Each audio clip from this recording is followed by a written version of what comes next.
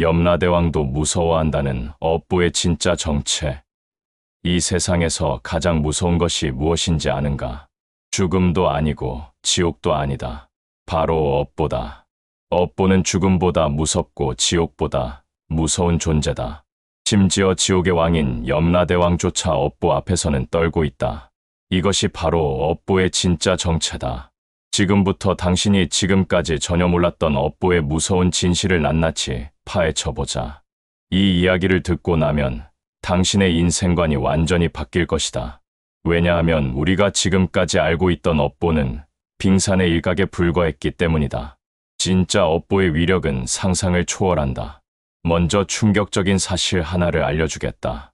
부처님께서는 업보가 이 우주를 지배하는 절대 법칙이라고 하셨다.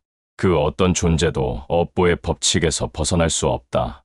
심지어 부처님 자신도 과거 업보의 영향을 받으셨다. 하물며 우리 같은 범부야 말할 것도 없다. 그런데 대부분의 사람들이 업보를 단순하게 생각한다. 착한 일 하면 복 받고 나쁜 일 하면 벌 받는다 정도로만 안다. 하지만 이것은 업보의 아주 기본적인 모습일 뿐이다. 진짜 업보는 훨씬 더 복잡하고 정교하고 무서운 시스템이다. 업보는 살아있는 존재다. 마치 거대한 생명체처럼 스스로 움직이고 성장하고 진화한다. 한 번 만들어진 업보는 절대 사라지지 않는다. 억겁의 세월이 흘러도 그 힘은 조금도 줄어들지 않는다. 오히려 시간이 지날수록 더욱 강해진다. 이것이 바로 업보의 첫 번째 무서운 특징이다. 업보의 첫 번째 비밀, 영원불멸의 법칙. 업보는 이 우주에서 유일하게 영원불멸한 존재다. 물질은 변하고 에너지는 변환되지만 업보만큼은 절대 변하지 않는다. 부처님께서는 이를 업력불멸이라고 하셨다. 한 번 지어진 업보는 반드시 그 결과를 가져온다. 피할 수도 없고 바꿀 수도 없다. 시간이 지난다고 해서 약해지거나 사라지지도 않는다. 실제로 경전에는 놀라운 이야기들이 나온다. 천겁전에 지은 업보가 지금 나타나서 사람을 괴롭히는 이야기들이다. 어떤 사람은 과거생에서 물고기를 잡았던 업보로 인해 현생에서 낚시바늘에 목이 찔려 죽었다. 어떤 사람은 과거생에서 남의 눈을 다치게 했던 업보로 인해 현생에서 실명했다. 이런 일들이 수백 생, 수천 생을 건너뛰어서 일어난다. 시간의 개념을 완전히 초월한다. 이것이 바로 업보의 무서움이다. 현대 과학으로도 설명할 수 없는 신비한 힘이다. 업보의 두 번째 비밀, 기하급 수적 증시. 업보는 단순히 보존되기만 하는 것이 아니다. 시간이 지날수록 점점 더 커진다. 마치 복리처럼 기하급 수적으로 증식한다.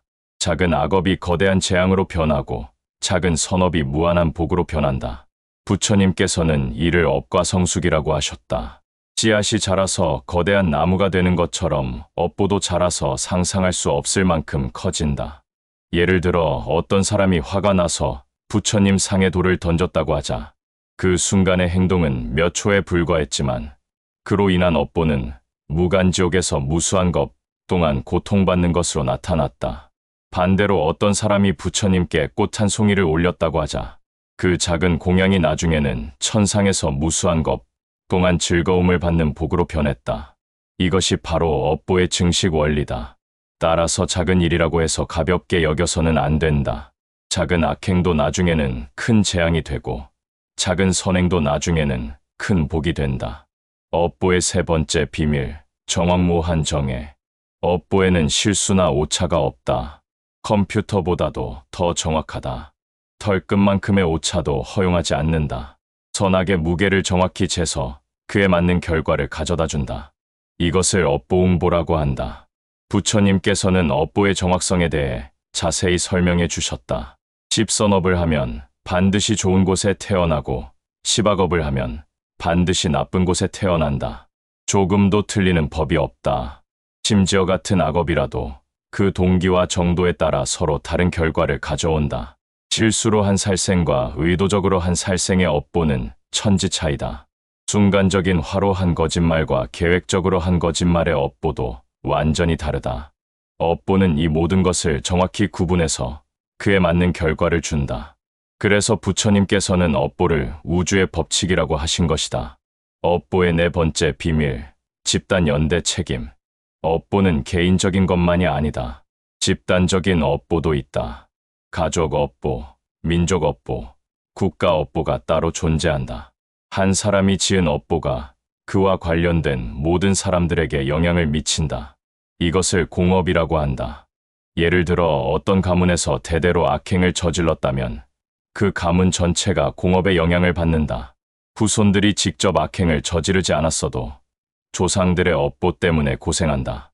반대로 어떤 가문에서 대대로 선행을 쌓았다면 후손들이 그 복을 받는다. 이런 집단 업보는 개인 업보보다 훨씬 더 무섭다. 개인은 참회하고 수행해서 업보를 줄일 수 있지만 집단 업보는 쉽게 바뀌지 않는다. 수많은 사람들의 업보가 얽히고 설켜 있기 때문이다. 업보의 5번째 비밀, 시공간 초월. 업보는 시간과 공간의 제약을 받지 않는다. 과거와 현재와 미래를 넘나들며 작용한다. 저 멀리 우주 끝까지 영향을 미친다. 부처님께서는 이를 업통삼세라고 하셨다. 현재 짓고 있는 업보가 과거에까지 영향을 미칠 수 있다. 미래에 지을 업보가 현재에 미리 나타날 수도 있다.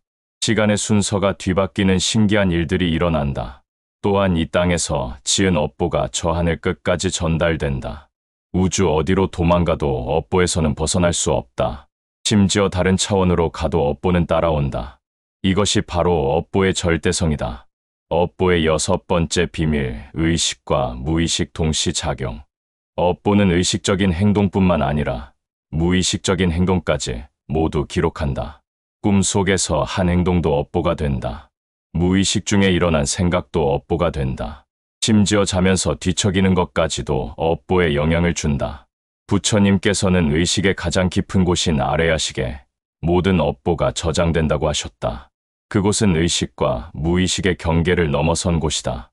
과거 무수한 생동 안의 모든 업보가 그곳에 고스란히 남아있다. 그래서 때로는 이유를 알 수 없는 일들이 일어난다. 왜 그런 생각이 드는지 모르겠는데 자꾸 나쁜 생각이 든다. 왜 그런 행동을 하는지 모르겠는데 자꾸 나쁜 행동을 한다.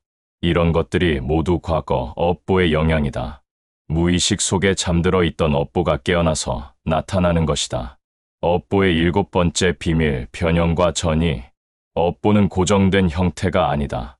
상황에 따라 다양한 모습으로 변한다. 같은 업보라도 받는 사람의 상황에 따라 전혀 다른 결과로 나타난다. 이것을 업전이라고 한다. 예를 들어 어떤 사람이 과거에 남을 속인 업보를 가지고 있다고 하자. 그 업보는 다양한 형태로 나타날 수 있다. 돈을 잃을 수도 있고, 배신당할 수도 있고, 명예를 잃을 수도 있다. 심지어 병으로 나타날 수도 있다. 업보의 본질은 같지만 겉모습은 완전히 다르다. 이래서 업보를 파악하기가 어렵다. 겉으로 보기에는 전혀 다른 일 같지만 실제로는 같은 업보의 다른 모습일 수 있다. 업보의 8번째 비밀, 상호작용과 증폭. 업보들은 서로 독립적으로 작용하지 않는다. 서로 영향을 주고받으며 상호작용한다. 좋은 업보끼리 만나면 서로 증폭되어 더 큰 복이 된다. 나쁜 업보끼리 만나면 서로 증폭되어 더 큰 재앙이 된다. 심지어 좋은 업보와 나쁜 업보가 만나면 서로 상쇄되기도 한다. 이것을 업상응이라고 한다. 예를 들어 어떤 사람이 과거에 보시도 많이 하고 살생도 많이 했다고 하자. 보시의 복업과 살생의 악업이 만나서 서로 영향을 준다. 그 결과 돈은 많이 벌지만 건강을 잃거나 돈은 있지만 자식을 잃는 식으로 나타날 수 있다. 이런 복잡한 상호작용 때문에 업보를 정확히 예측하기는 어렵다. 하지만 분명한 것은 모든 업보가 반드시 그 결과를 가져온다는 것이다. 업보의 9번째 비밀, 의도와 결과의 역설. 업보에는 의외의 역설이 있다. 좋은 의도로 한 행동이 나쁜 업보를 만들기도 하고 나쁜 의도로 한 행동이 좋은 업보를 만들기도 한다. 이것을 업의 역설이라고 한다. 예를 들어 어떤 사람이 병든 사람을 불쌍히 여겨서 독을 먹여 죽게 했다고 하자. 안락사를 시켜준 것이다. 의도는 좋았지만 결과는 살생임으로 악업이 된다. 반대로 어떤 사람이 미움으로 다른 사람을 때렸는데 그 덕분에 그 사람의 혈액순환이 좋아져서 병이 나았다고 하자. 의도는 나빴지만 결과가 좋음으로 복잡한 업보가 만들어진다. 이런 역설 때문에 업보를 이해하기가 어렵다. 겉으로 보기에는 좋은 일 같은데 실제로는 나쁜 업보를 쌓는 경우가 많다. 반대로 겉으로 보기에는 나쁜 일 같은데 실제로는 좋은 업보를 쌓는 경우도 있다. 업보의 10번째 비밀, 업주의 정체. 업보에는 주인이 있다. 그것을 업주라고 한다. 업주는 업보를 만들고 관리하고 실행하는 존재다. 하지만 업주의 정체는 아무도 모른다. 부처님도 명확히 설명해 주지 않으셨다. 다만 업주가 매우 지혜롭고 공정한 존재라고만 하셨다. 어떤 사람들은 업주가 염라대왕이라고 생각한다. 하지만 이것은 잘못된 생각이다. 염라대왕은 업보의 집행자일 뿐이다. 진짜 업주는 따로 있다. 그 업주가 바로 염라대왕도 무서워하는 존재다. 업주는 이 우주의 모든 업보를 관장한다. 그 어떤 존재도 업주의 권한에 도전할 수 없다. 부처님조차 업주의 결정을 바꿀 수 없다. 다만 업주가 정한 법칙을 이용해서 업보를 줄이거나 늘릴 뿐이다. 지금까지 업보의 10가지 비밀을 알아봤다. 하지만 이것은 시작에 불과하다. 업보의 진짜 무서움은 이제부터 나타날 것이다. 다음 파트에서는 업보가 실제로 어떻게 작용하는지 구체적인 사례들을 통해 알아볼 것이다. 그 내용을 들으면 당신은 아마 소름이 끼칠 것이다. 업보의 위력이 상상을 초월하기 때문이다. 업보가 실제로 작용하는 무서운 사례들. 이제 업보가 실제로 어떻게 작용하는지 구체적인 사례들을 통해 알아보자. 이 사례들은 모두 경전에 나오는 실화들이다. 허구나 과장이 아니라 실제로 일어난 일들이다. 듣고 나면 업보의 무서움을 실감할 것이다. 첫 번째 사례, 목련존자의 어머니. 부처님의 제자 중에 목련존자라는 분이 있었다. 신통력이 뛰어나서 하늘과 땅을 자유롭게 다닐 수 있었다. 어느 날 목련존자가 돌아가신 어머니가 어디 계신지 찾아보았다. 천상을 다 뒤져봐도 어머니가 계시지 않았다. 인간 세상에도 계시지 않았다. 그래서 지옥을 찾아가 봤더니 어머니가 아귀지옥에서 고생하고 계셨다. 목련존자는 깜짝 놀랐다. 어머니는 평생 착하게 사셨는데 왜 지옥에 떨어지셨을까? 자세히 알아보니 충격적인 사실이 드러났다.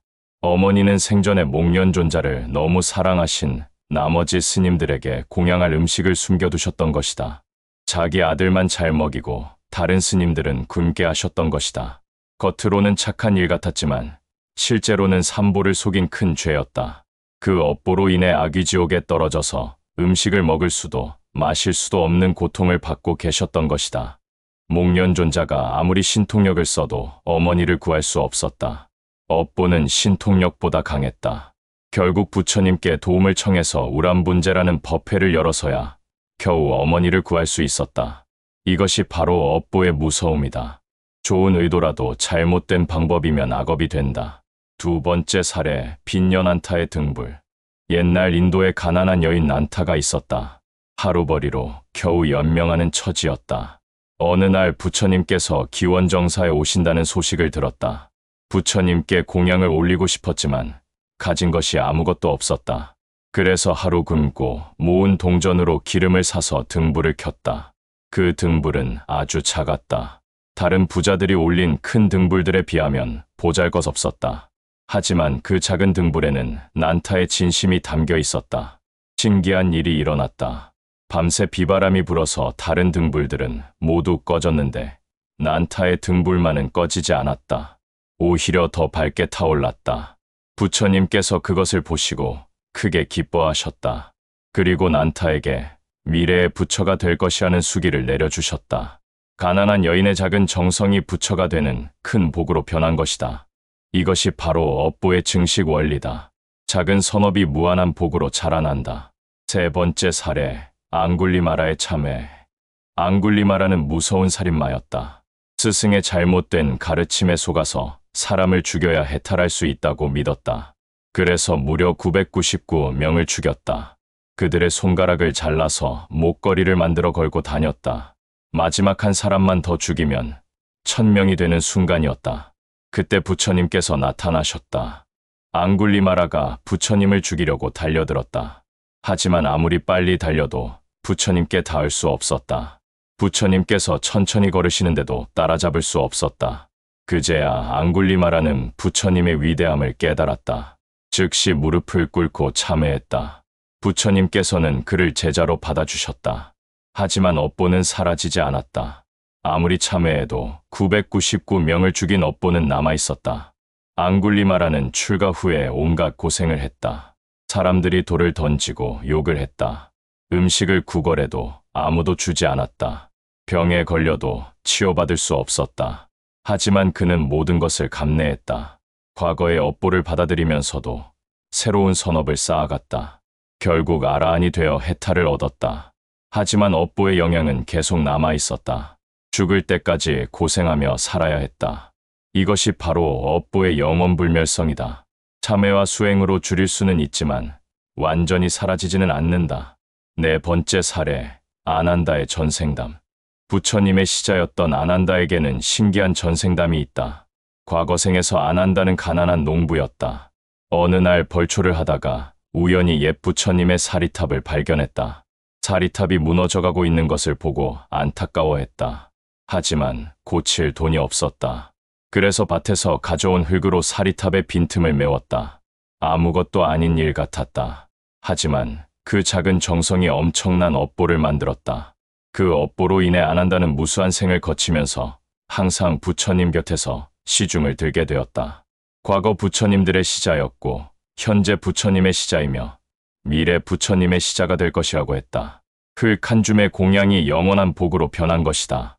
이것이 업보의 시공간 초월성이다. 한 번 지어진 업보는 무수한 생을 통해 계속 영향을 미친다.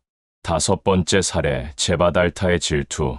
부처님의 사촌인 제바달타는 부처님을 질투했다. 자신도 부처님처럼 교단을 이끌고 싶어 했다. 그래서 부처님을 해치려고 여러 번 시도했다. 바위를 굴려서 부처님을 치려고 했고 코끼리를 풀어서 부처님을 해치려고도 했다. 심지어 승단을 분열시키려고 제자들을 선동하기도 했다. 이런 악업들이 쌓이고 쌓여서 결국 살아있는 채로 지옥에 떨어졌다. 땅이 갈라지면서 제바달타를 삼켜버린 것이다. 하지만 놀라운 사실이 있다. 부처님께서는 제바달타도 언젠가는 성불할 것이라고 말씀하셨다. 아무리 큰 악업을 지었어도 본성은 변하지 않는다는 것이다. 다만 그 악업의 결과를 모두 받은 후에야 성불할 수 있을 것이라고 하셨다. 업보는 선악을 구분하지 않고 공평하게 적용된다. 악업도 반드시 그 결과를 가져오고 선업도 반드시 그 결과를 가져온다. 여섯 번째 사례, 마아가섭의 고행. 부처님의 제자 중 가장 엄격한 수행을 한 마아가섭에게도 업보의 영향이 있었다. 과거 생에서 가섭은 혼자 수행하는 벽지불이었다. 어느 날 마을에 공양을 얻으러 갔는데 한 여인이 자신의 도시락을 보시했다. 그 여인은 남편과 함께 먹으려고 준비한 음식이었는데 수행자를 보고 기꺼이 내어주었다. 가섭은 감사히 받아서 먹었다. 그런데 그 음식을 받은 후에 여인에게 설법을 해주지 않고 그냥 떠나버렸다. 보시를 받았으면 법시를 해주는 것이 도리인데 그렇게 하지 않았다. 이것이 업보가 되어서 현생에 영향을 미쳤다. 마아가섭은 평생 음식 때문에 고생했다. 공양을 받기 어려웠고 받은 음식도 맛이 없었다. 늘 배고픔에 시달려야 했다. 하지만 가섭은 이것을 업보로 받아들이고 더욱 정진했다. 결국 아라한이 되어 부처님으로부터 가사를 전수받는 영광을 얻었다. 과거의 업보를 선업으로 바꾼 것이다. 일곱 번째 사례, 수달의 전생. 어느 날 부처님께서 강가를 지나가시다가 수달 한 마리를 보셨다. 수달이 물고기를 잡아먹으려고 하는 모습을 보시고 슬픈 미소를 지으셨다. 제자들이 이유를 묻자 부처님께서 수달의 전생 이야기를 들려주셨다. 수달은 과거 생에서 어부였다. 평생 물고기를 잡아서 팔며 살았다. 죽을 때까지 수만 마리의 물고기를 죽였다. 그 업보로 인해 축생으로 태어났지만 여전히 물고기를 잡아야 하는 운명에서 벗어나지 못했다. 앞으로도 수없이 많은 생을 물속 동물로 태어나서 서로 잡아먹는 삶을 반복할 것이라고 하셨다. 업보의 고리에서 벗어나는 것은 정말 어려운 일이다. 한 번 만들어진 업보는 비슷한 상황을 계속 만들어낸다. 여덟 번째 사례, 기녀의 갑작스러운 해탈. 어느 도시에 유명한 기녀가 있었다. 많은 남자들이 그녀를 좋아했지만 그녀는 방탕한 삶을 살고 있었다. 어느 날 부처님께서 그 도시에 오셨다. 기녀도 구경 삼아 법문을 들으러 갔다. 부처님께서 무상에 대해 말씀하시는 것을 들었다. 모든 것이 변한다는 가르침을 들었다. 그 순간 기녀는 갑자기 깨달았다.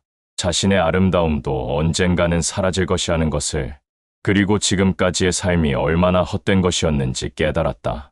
즉시 출가를 청했고 얼마 후 아라한이 되었다. 사람들은 놀라워했다. 그렇게 타락한 사람이 어떻게 그렇게 빨리 깨달을 수 있는가? 부처님께서 설명해 주셨다. 기녀는 과거 생에서 큰 선업을 쌓았었다. 그 업보가 무르익어서 이 생에서 해탈하게 된 것이다. 겉으로는 타락해 보였지만 내면에는 선업의 씨앗이 남아 있었던 것이다. 업보는 때로는 예상치 못한 방식으로 나타난다.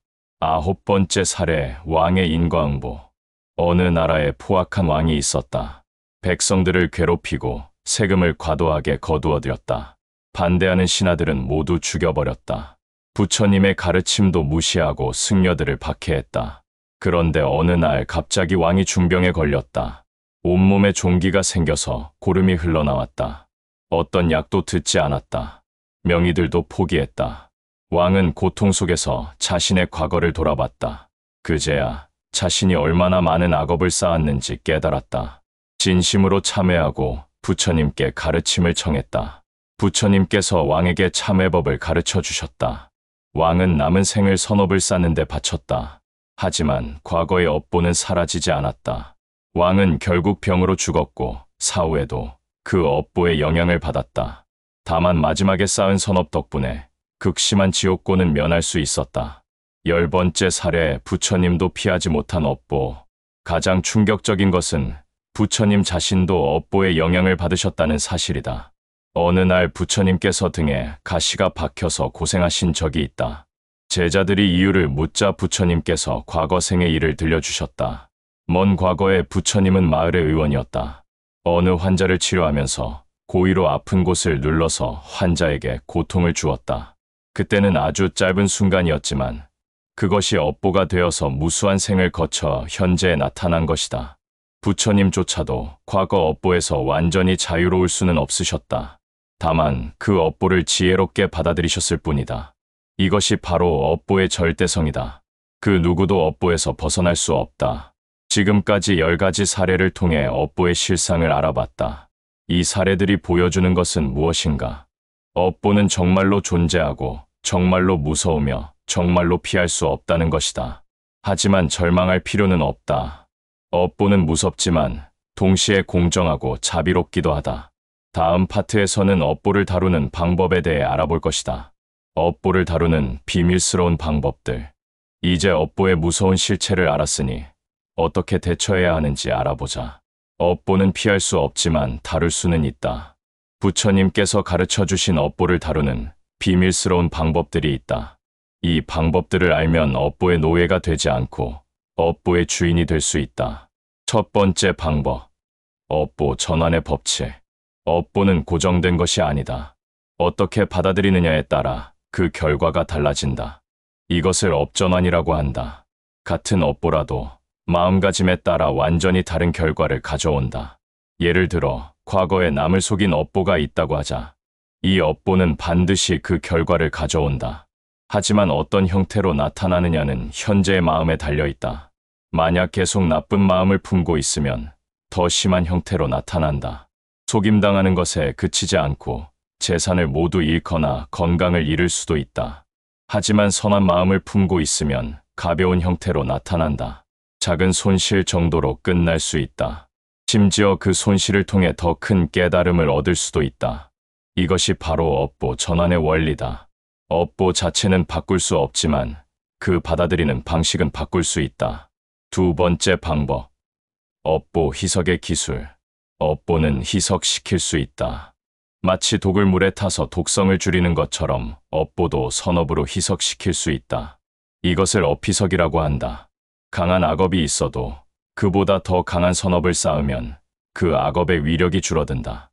완전히 사라지지는 않지만 훨씬 견딜만해진다. 부처님께서는 이를 소금물의 비유로 설명해 주셨다. 한 그릇의 물에 소금 한 줌을 넣으면 너무 짜서 마실 수 없다. 하지만 강물에 소금 한 줌을 넣으면 짠맛을 느낄 수 없다. 업보도 마찬가지다. 작은 마음에 악업이 있으면 견디기 어렵다. 하지만 큰 마음에 악업이 있으면 별것 아니다. 마음을 크게 만드는 것이 바로 선업을 쌓는 것이다. 자비심을 기르고 보시를 하고 참회를 하면 마음이 커진다. 그러면 같은 업보라도 그 영향이 줄어든다. 세 번째 방법. 업보 분할 상환. 큰 업보를 한 번에 받으면 견디기 어렵다. 하지만 작은 업보로 나누어서 받으면 견딜만하다. 이것을 업분할이라고 한다. 예를 들어 지옥에 떨어질 만한 큰 업보가 있다고 하자. 이것을 한 번에 받으면 무간지옥에서 무수한 것 동안 고통받아야 한다. 하지만 이것을 여러 생에 나누어서 받으면 견딜만해진다. 한 생은 가난하게 태어나고 다른 생은 병든 몸으로 태어나고 또 다른 생은 단명하는 식으로 나누어서 받는 것이다. 이렇게 업보를 분할해서 받는 방법이 있다. 그 방법은 바로 수행이다. 꾸준히 수행하면 업보가 분할되어 나타난다. 한 번에 큰 재앙이 오는 것이 아니라 작은 고생들이 여러 번 온다. 이런 식으로 업보를 나누어 갚아나갈 수 있다. 네 번째 방법. 업보, 승화의 기법. 업보를 아예 다른 차원으로 승화시킬 수도 있다.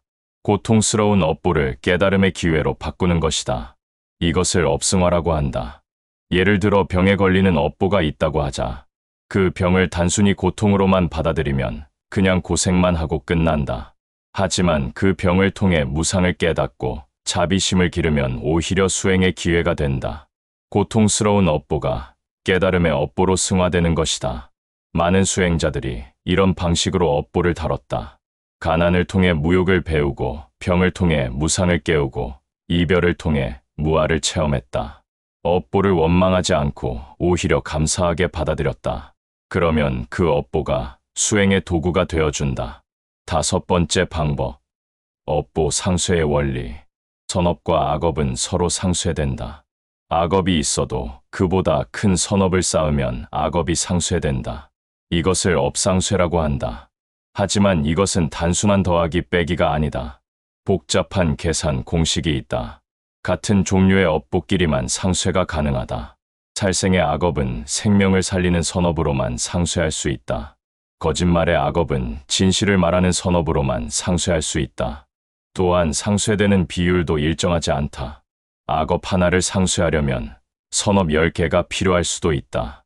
때로는 100개, 1000개가 필요할 수도 있다. 그 비율은 업보의 무게에 따라 달라진다. 고의로 지은 악업은 상쇄하기 어렵고 실수로 지은 악업은 상쇄하기 쉽다. 여섯 번째 방법. 업보 지연의 술법. 업보의 현현 시기를 조절할 수도 있다. 지금 당장 받기 어려운 업보를 미래로 미루는 것이다. 이것을 업지연이라고 한다. 이것은 매우 고차원적인 기법이다. 깊은 수행력이 있어야 가능하다. 업보의 때가 되었는데도 마음의 힘으로 버텨내는 것이다. 그 대신 미래에 더 좋은 조건에서 그 업보를 받겠다고 서원하는 것이다. 예를 들어 지금 병들어 죽을 업보가 있다고 하자. 하지만 아직 해야 할 일이 많이 남아있다. 그러면 그 업보를 미래생으로 미루고 현생에서는 다른 방식으로 갚는 것이다. 물론 이것은 쉬운 일이 아니다. 엄청난 정신력과 수행력이 필요하다. 그리고 반드시 더 큰 선업을 쌓아야 한다. 업보를 미룬 만큼 더 많은 책임을 져야 하기 때문이다. 일곱 번째 방법. 업보, 공유의 비밀. 개인의 업보를 여러 사람이 나누어 받을 수도 있다. 이것을 업공유라고 한다. 가족이나 공동체가 한 사람의 업보를 함께 짊어지는 것이다. 예를 들어 어떤 사람이 큰 재앙을 당할 업보가 있다고 하자. 그 사람 혼자 받으면 죽을 수도 있다. 하지만 가족들이 함께 받으면 견딜만해진다. 한 사람은 조금 다치고 다른 사람은 조금 손실을 보고 또 다른 사람은 조금 아프는 식으로 나누어 받는 것이다. 이런 업보 공유는 자연스럽게 일어나기도 하고 의도적으로 할 수도 있다. 사랑하는 사람을 위해 자신이 대신 업보를 받겠다고 서원하면 실제로 그렇게 될 수 있다. 하지만 이것도 함부로 할 일은 아니다. 상대방의 업보를 대신 받으면 자신에게도 큰 부담이 된다. 진정한 사랑과 희생정신이 있어야 가능한 일이다. 여덟 번째 방법. 업보 정화의 수행. 업보 자체를 정화시키는 수행법들이 있다. 대표적인 것이 참회와 공덕회양이다. 진심으로 참회하면 악업의 위력이 줄어든다. 완전히 사라지지는 않지만 훨씬 가벼워진다. 참회에는 4가지 조건이 있다. 첫째, 자신의 잘못을 정확히 인식해야 한다. 둘째, 진심으로 후회해야 한다. 셋째, 다시는 그런 일을 하지 않겠다고 다짐해야 한다. 넷째, 가능하면 손해를 배상해야 한다. 이 4가지 조건을 모두 갖춘 참회만이 업보를 정화시킬 수 있다. 공덕회양도 중요한 방법이다. 자신이 쌓은 선업의 공덕을 다른 존재들과 나누는 것이다. 이렇게 하면 자신의 공덕은 줄어들지 않으면서도 다른 존재들이 복을 받는다. 심지어 자신의 공덕이 더 커지기도 한다. 이것은 업보계의 신비한 법칙이다. 나누면 줄어들 것 같지만 오히려 늘어난다. 9번째 방법. 업보 예측의 지혜. 업보의 흐름을 미리 알 수 있다면 대비할 수 있다. 이것을 업예측이라고 한다. 업보에는 일정한 패턴이 있다. 그 패턴을 알면 언제쯤 어떤 업보가 나타날지 예측할 수 있다. 업보는 보통 3가지 시기에 나타난다. 현세에 바로 나타나는 현보, 다음 생에 나타나는 생보, 여러 생을 거쳐서 나타나는 후보. 이 중에서 현보가 가장 빠르고 후보가 가장 늦다. 현보는 보통 강한 감정을 동반한 행위에서 나온다. 분노로 한 행동, 탐욕으로 한 행동, 사랑으로 한 행동 등이다. 이런 행동들은 즉시 그 결과가 나타난다. 생보는 중간 정도의 업보에서 나온다. 평범한 일상의 선악행들이다. 후보는 약하지만 지속적인 업보에서 나온다. 습관적으로 하는 행동들이다. 이런 패턴을 알면 자신의 업보를 어느 정도 예측할 수 있다. 10번째 방법. 업보 초월의 경지. 가장 높은 경지는 업보를 초월하는 것이다. 업보에 얽매이지 않는 자유로운 상태에 이르는 것이다. 이것을 업해탈이라고 한다. 하지만 이것은 완전한 깨달음을 얻은 자만이 가능하다. 아라한이나 보살 정도는 되어야 한다. 그들은 업보의 영향을 받지 않는다. 받더라도 그것을 고통으로 느끼지 않는다. 모든 것을 평등하게 받아들인다.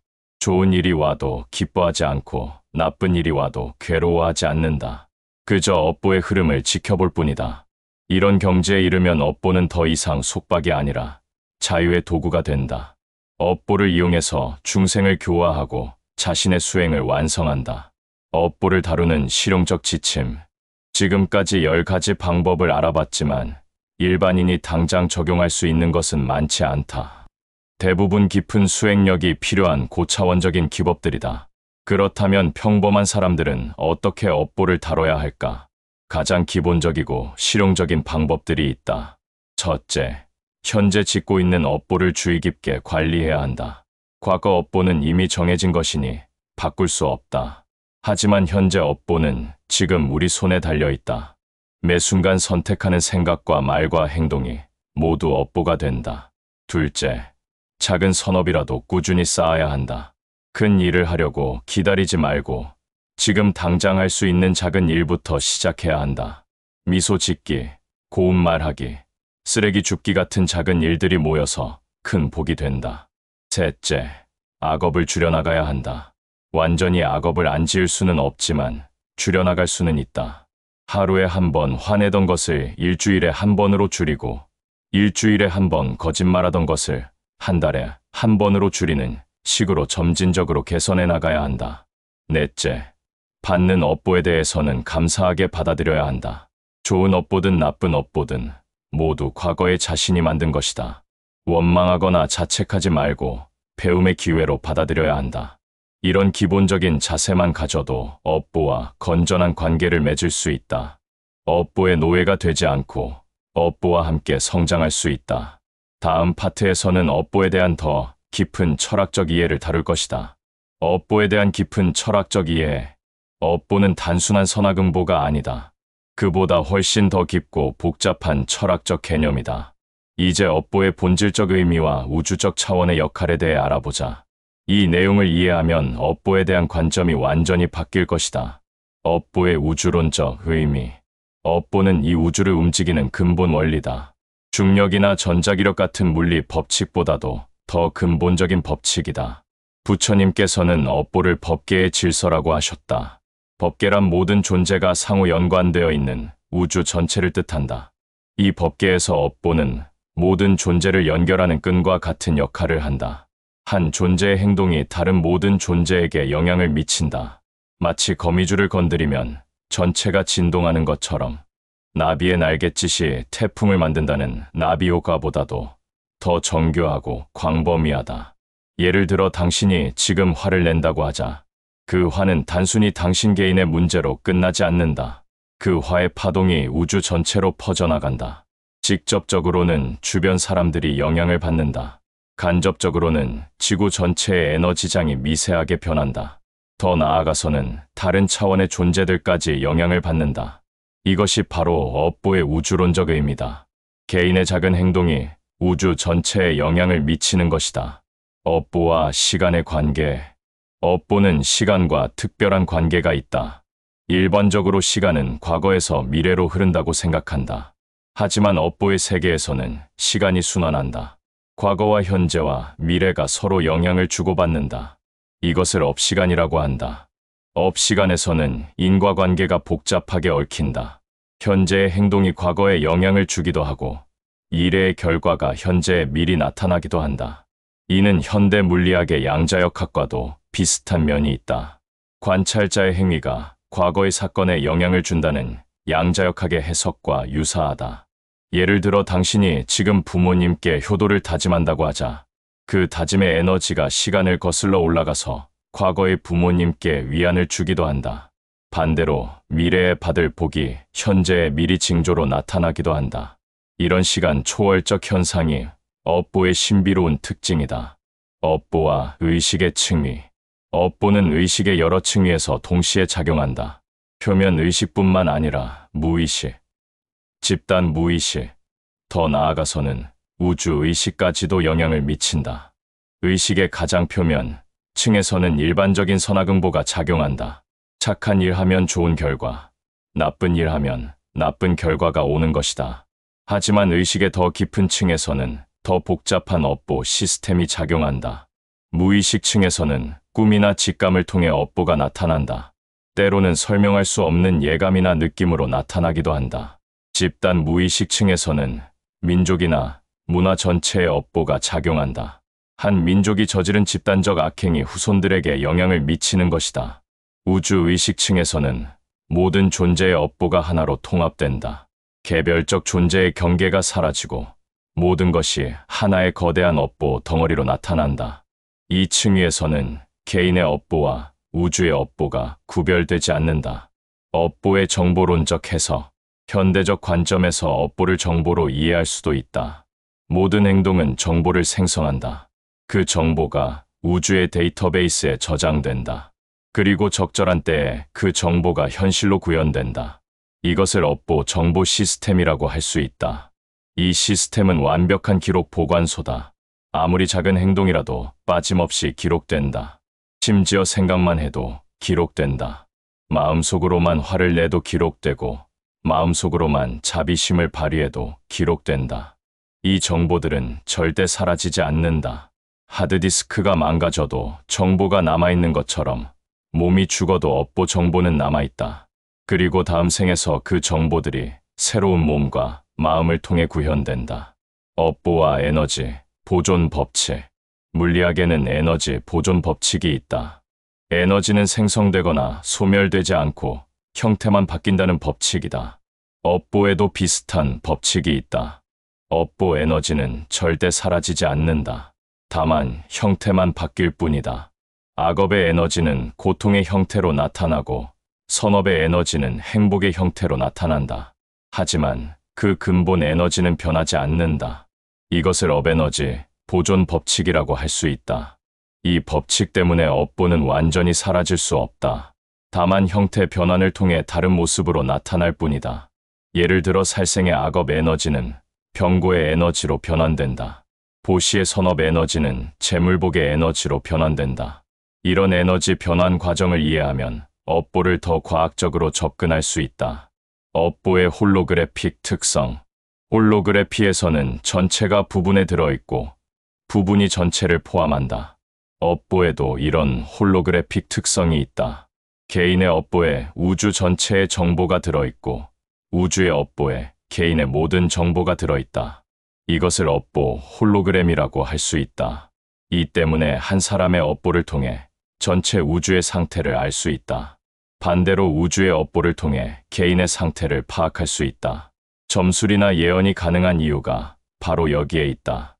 업보의 홀로그래픽 특성을 이용하면 과거와 미래를 어느 정도 파악할 수 있다. 하지만 이것은 매우 높은 수준의 지혜가 있어야 가능하다. 일반인은 자신의 업보조차 제대로 파악하기 어렵다. 업보와 공명 현상.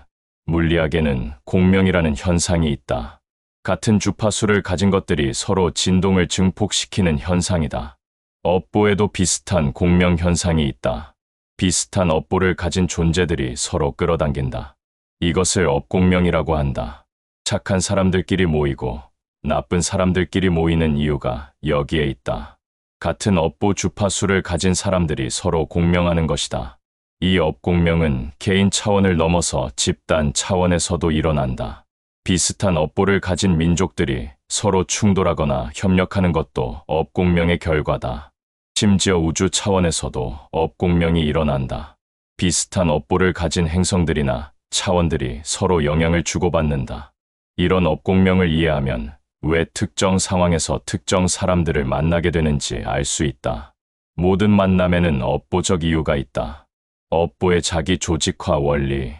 복잡게 이론에는 자기 조직화라는 개념이 있다. 무질서한 상태에서 저절로 질서가 생겨나는 현상이다. 업보에도 이런 자기 조직화 원리가 있다. 무수히 많은 개별적 업보들이 모여서 저절로 질서를 형성한다. 이것을 업자기 조직화라고 한다. 예를 들어 수많은 사람들의 개별적 업보들이 모여서 하나의 사회 시스템을 만든다. 그 사회의 성격은 구성원들의 업보 총합에 의해 결정된다. 선업이 많은 사회는 평화롭고 번영한다. 악업이 많은 사회는 갈등이 많고 쇠퇴한다. 이런 사회 시스템은 누가 의도적으로 만든 것이 아니다.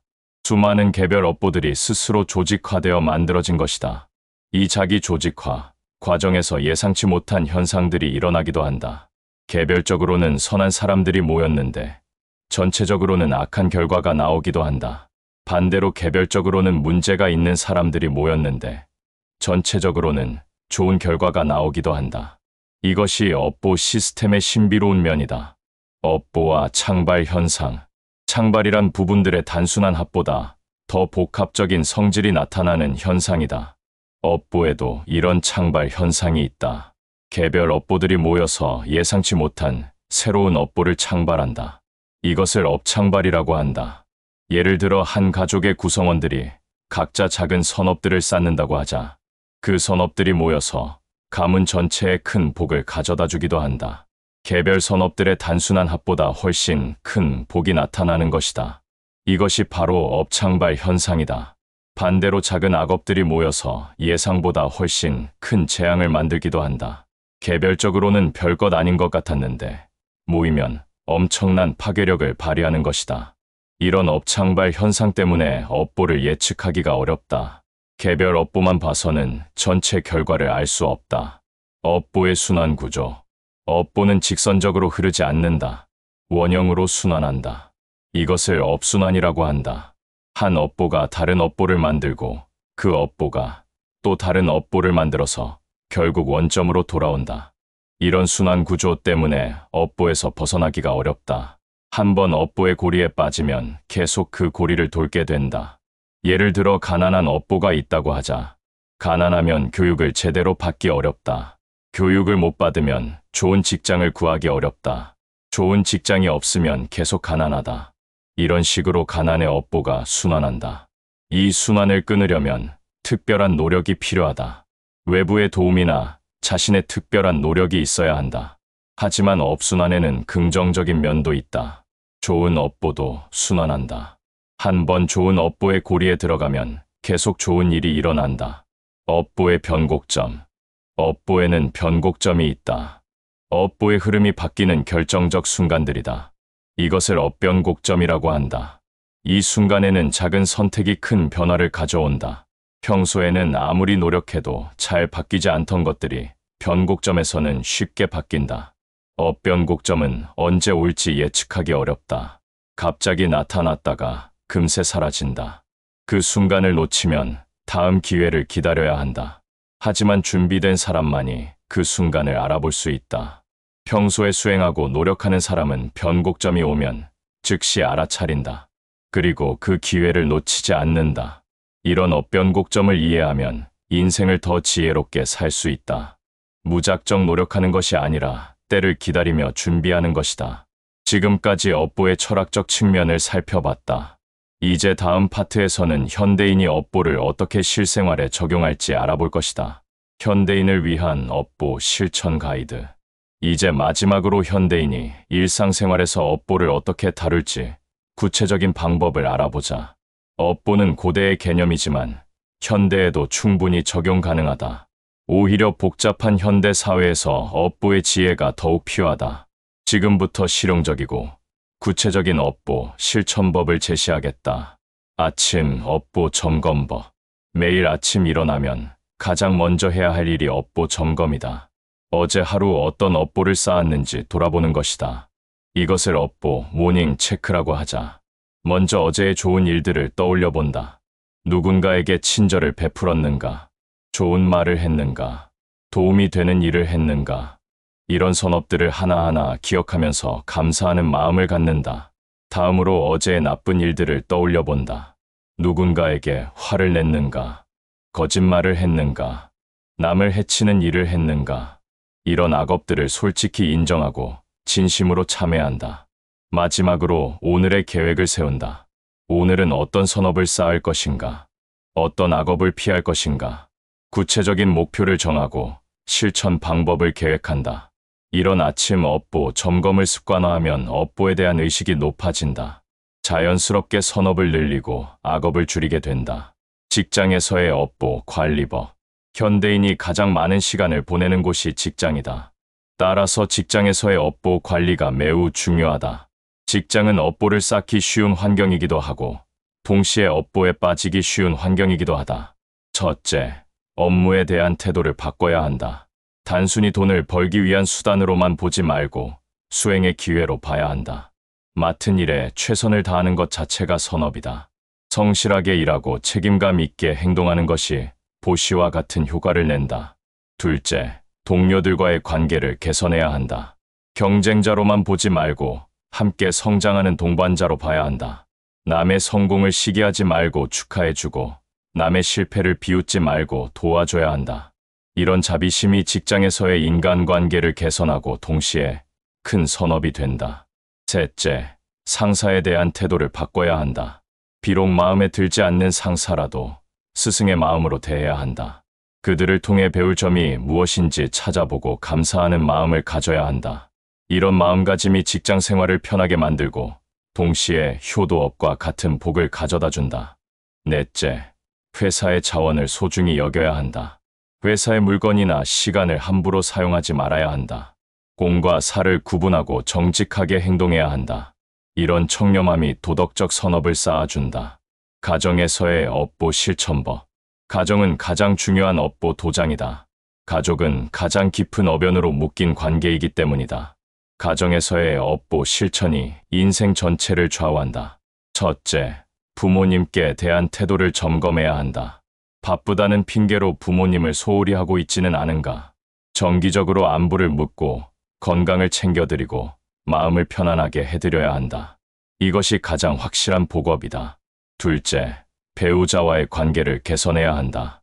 서로 원망하고 비난하기보다는 이해하고 배려해야 한다. 작은 일에도 감사 표현을 하고 상대방의 장점을 인정해주고 격려해야 한다. 이런 부부 화합이 가문의 복을 가져다 준다. 셋째, 자녀 교육에 신경 써야 한다. 단순히 공부만 잘하게 하는 것이 아니라 인격을 기르는 데 힘써야 한다. 선악을 구분할 줄 알고 남을 배려할 줄 아는 아이로 키워야 한다. 이런 올바른 교육이 가문의 대를 이어갈 선업이 된다. 넷째, 가정의 분위기를 밝게 만들어야 한다. 가족들이 집에 오면 편안하고 즐거워할 수 있는 분위기를 만들어야 한다. 서로 존중하고 사랑하는 마음을 표현하고 화목한 가정을 이루어야 한다. 이런 가정의 화합이 온 가족의 복업이 된다. 인간관계에서의 업보 지혜. 현대 사회는 인간관계가 복잡하다. SNS를 통해 수많은 사람들과 연결되어 있고 직장과 사회에서 다양한 사람들을 만난다. 이런 복잡한 인간관계에서 업보를 잘 관리하는 것이 중요하다. 첫째, 말을 조심해야 한다. SNS나 메신저로 소통할 때 더욱 신중해야 한다. 글로 쓴 것은 증거가 남기 때문에 더 큰 업보가 될 수 있다. 험담이나 비방글을 올리지 말고 좋은 내용만 공유해야 한다. 둘째, 온라인에서도 인격을 유지해야 한다. 익명이라고 해서 함부로 행동하면 안 된다. 온라인에서의 행동도 모두 업보가 된다. 남을 비난하거나 상처 주는 댓글을 달지 말고 건설적이고 도움이 되는 내용만 써야 한다. 셋째, 선별적 교제를 해야 한다. 모든 사람과 친하게 지낼 필요는 없다. 자신에게 나쁜 영향을 주는 사람들과는 거리를 두는 것이 좋다. 반대로 선한 영향을 주는 사람들과는 더 가까워져야 한다. 넷째, 갈등이 생겼을 때 현명하게 대처해야 한다.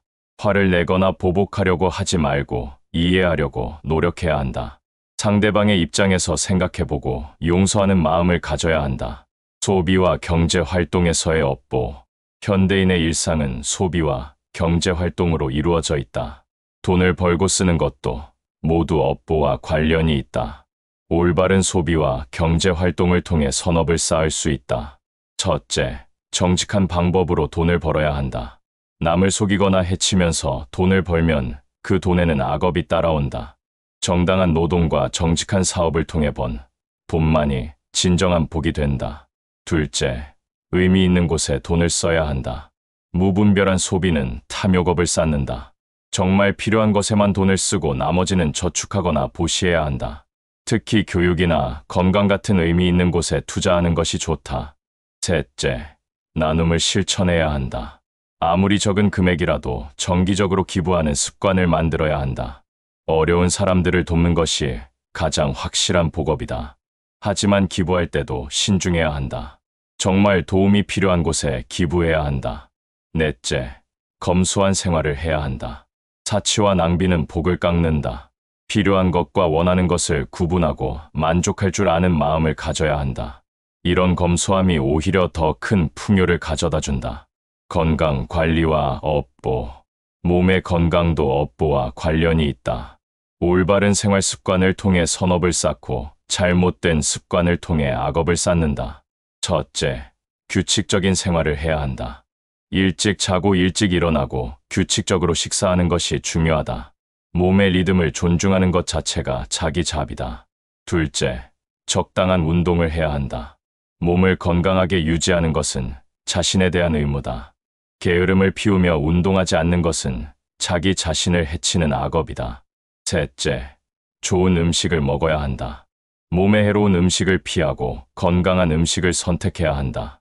과식하지 말고 적당히 먹고 감사하는 마음으로 먹어야 한다. 넷째, 나쁜 습관을 끊어야 한다. 술, 담배, 도박 같은 해로운 습관들을 끊어야 한다. 이런 습관들은 몸과 마음을 해치는 악업이다. 조금씩이라도 줄여나가는 노력이 필요하다. 정신 건강과 업보, 마음의 건강도 업보 관리에서 매우 중요하다. 마음이 건강해야 선한 업보를 쌓을 수 있다. 첫째, 스트레스를 잘 관리해야 한다.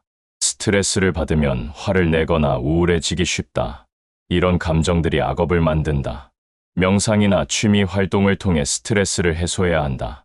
둘째, 긍정적인 생각을 해야 한다. 부정적인 생각은 부정적인 업보를 만든다. 의식적으로 긍정적인 생각을 하려고 노력해야 한다. 감사하는 마음, 기쁜 마음, 희망적인 마음을 가져야 한다. 셋째, 마음을 비워야 한다. 너무 많은 걱정과 욕심을 가지면 마음이 무거워진다. 때로는 모든 것을 내려놓고 비우는 시간이 필요하다. 명상이나 산책을 통해 마음을 정리해야 한다. 넷째, 좋은 사람들과 어울려야 한다. 마음의 건강은 인간관계에 크게 좌우된다. 부정적인 사람들과 어울리면 자신도 부정적이 된다. 반대로 긍정적인 사람들과 어울리면 자신도 긍정적이 된다. 업보, 일기 쓰기. 업보를 체계적으로 관리하려면 기록이 필요하다. 매일 간단하게라도 업보 일기를 쓰는 것을 추천한다. 오늘 어떤 선업을 쌓았는지, 어떤 악업을 지었는지, 내일은 어떻게 할 것인지를 간단히 적어본다. 이런 기록을 통해 자신의 업보 패턴을 파악할 수 있다. 어떤 상황에서 주로 악업을 짓는지, 어떤 방법으로 선업을 쌓을 수 있는지 알게 된다. 또한 기록 자체가 반성과 다짐의 기회가 된다. 글로 쓰면서 더 깊이 생각하게 되고 더 확실한 다짐을 하게 된다. 마지막 당부. 이제 긴 이야기를 마무리할 때가 되었다. 염라대왕도 무서워한다는 업보의 진짜 정체에 대해 알아봤다. 업보는 정말로 무서운 존재다. 하지만 동시에 가장 공정하고 자비로운 존재이기도 하다. 업보는 우리를 심판하려는 것이 아니라 성장시키려는 것이다. 고통을 주려는 것이 아니라 깨달음을 주려는 것이다. 따라서 업보를 두려워할 필요는 없다. 다만 존중하고 지혜롭게 대해야 한다. 지금까지 배운 내용을 일상생활에서 실천해보기 바란다. 완벽할 필요는 없다. 조금씩이라도 나아지려고 노력하는 것이 중요하다. 업보는 노력하는 사람을 결코 저버리지 않는다. 진심으로 선업을 쌓으려고 하는 사람에게는 반드시 복이 따른다. 당신의 인생이 업보의 지혜로 인해 더욱 풍요롭고 행복해지기를 바란다. 모든 존재가 고통에서 벗어나고 진정한 행복을 얻기를 기원한다. 업보의 가르침이 이 세상을 더 아름답게 만들기를 간절히 빈다. 끝.